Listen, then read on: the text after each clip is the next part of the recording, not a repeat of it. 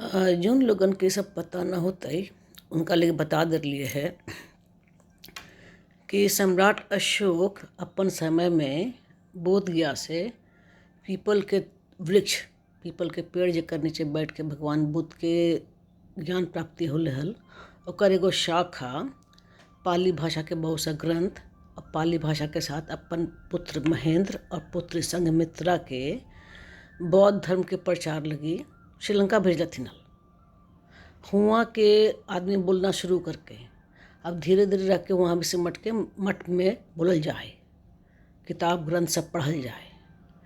मगर बिहार में तो कुछ ना हो गए, भारत में, बिहार का भारत में ही कुछ ना हो गए, खाली वहीं बोलल जाए। ओके, जिन लोगों को पता नहीं है उनको ये बता दूं कि भाई सम्राट अशोक बौद्ध धर्म के प्रचार प्रसार के लिए अपने पुत्र महेंद्र और पुत्री संघमित्रा को श्रीलंका भेजे थे। साथ में जहाँ बोध गया में भगवान बुद्ध जिस पीपल के पेड़ के नीचे बैठ के उनको ज्ञान की प्राप्ति हुई थी, इसकी एक शाखा और पाली भाषा के धर्म ग्रंथ उनके साथ भेजे थे। तो वहाँ के लोग उसमें बोलना शुरू कर दिए थे, मगर धीरे धीरे सिमट के वहाँ के मठों तक ही रह गई है।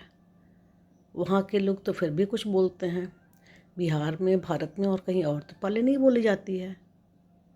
Alright, this is for people who don't know. I should let them know that at time of Samrat Ashoka, he had sent his own son Mahendra and daughter Sanghamitra to Sri Lanka for propagation and propagate Buddhist religion with religious scripts written in Pali and one branch of peepal tree from Bodh Gaya, the same tree under which Lord Buddha sat and got nirvana, enlightenment. Okay, so Pali was spoken over there.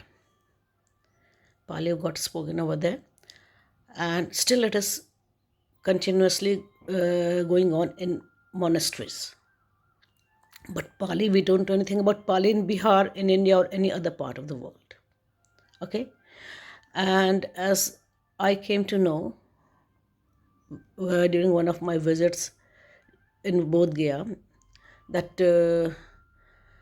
Buddha people tree, it was totally dried up or abolished.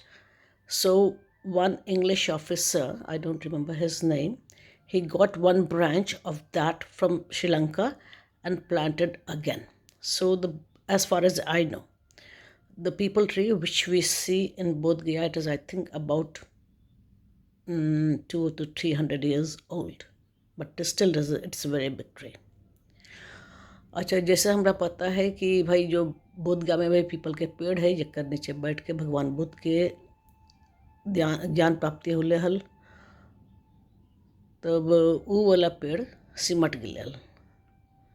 तो एक ठो अंग्रेज के अफसर हलथिन, तो वो श्रीलंका से एक टहनी मंगवेलथिन हल वही पीपल के पेड़ के, और फिर से लगवेलथिन और सेवा करवेलथिन। तो अभी शायद जहाँ तक हमरा मालूम है 200 से 300 साल पुराना हुआ है।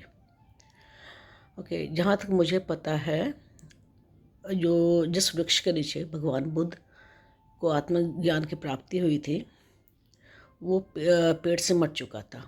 तो अंग्रेज़ अफसर एक थे, उनका नाम मुझे याद नहीं है, वो श्रीलंका से एक टहनी मंगवाए थे और उसी को फिर बढ़ाए, सेवा करवाए। तो अभी का जो पीपल का पेड़ है वो 200 से 300 साल पुराना, मुझे ठीक से मालूम नहीं है।